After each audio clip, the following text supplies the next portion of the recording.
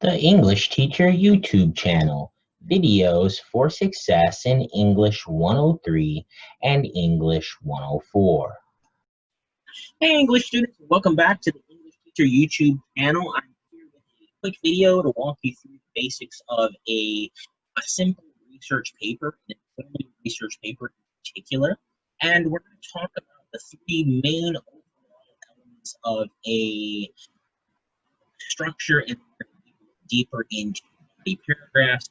At the end of this document, we do have an example that is double spaced to help you really see how large your body paragraphs can grow using your body paragraph, using your source properly paragraphs. And ultimately, this can help reach the length requirements for your paper, ultimately get stuff in there in the right way so you're doing well on the paper.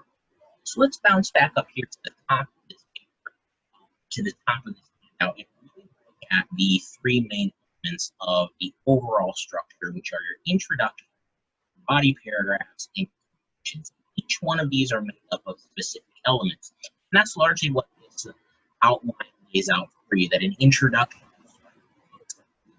reach your attention.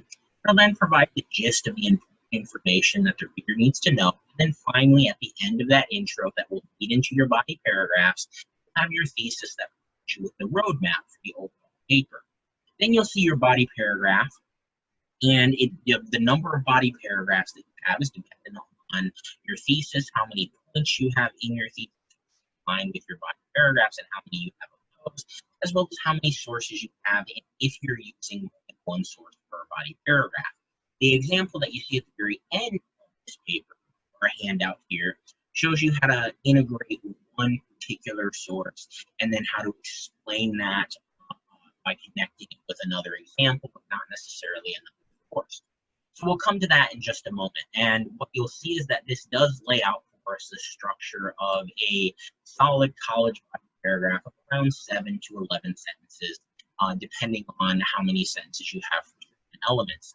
Finally, you have the conclusion, which is a way of ending your paper, but providing kind of a bookend to the whole paper overall, which may refer back to your conclusion by coming full circle. You also remind your reader of some of the main points. And as you're heading into that thesis or into that conclusion, you're going to make sure that you restate your thesis in a more complex way, because your reader understands a little bit more about your topic, so they're ready for some. Now, for parts 1 and part 3, in terms of and introduction, you'll see on the second page of the document, we do have those strategies that you can do, and these are found in the outline assignment that you're going to be doing. Okay, but I want to spend a little bit of time talking about the paragraph in particular and how we get these together in here. So as you're laying out your body paragraph, this formula: topic, follow up the topic sentence. Then you're going to have your introduction to a source, an integration to a source, an interpretation to a source, a connection to some type of other example, or a little bit more, and then a concluding or transition sentence. All of these elements will get you through a body paragraph that looks very similar to this right here. So if we kind of walk through this step by step, making sure we're trying to keep the video somewhat short for you, you'll notice our first sentence here is a topic sentence that talks about not only survival methods, in particular insects and fight or flight, and how they protect themselves.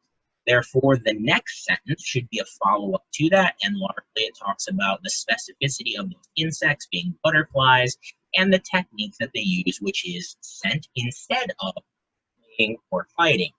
Then we start to get that next part, which should be introduction to the summary of the source that we're about to see. And you'll see right here, we get that short summary. It's about 2 sentences long of a particular source called the butterfly pollination page from the US Forest Service. Finally, we get that integration of a source, and this is the second I, 3 I's. That means we're getting the reader ready for that quote, linking to our language, and you'll see that we have that by the actual quote, which stretches down here until the in-text citation. After your in-text citation and your quote, we should get an explanation of that quote in your own words. What that means is largely you are translating the quote. Imagine they don't understand what that quote means, so you take it and you turn it into your words. The next part should be connecting this to something, something else, something that you haven't covered necessarily with your source, but it should relate to it. In this case, we talk about butterflies and survival method.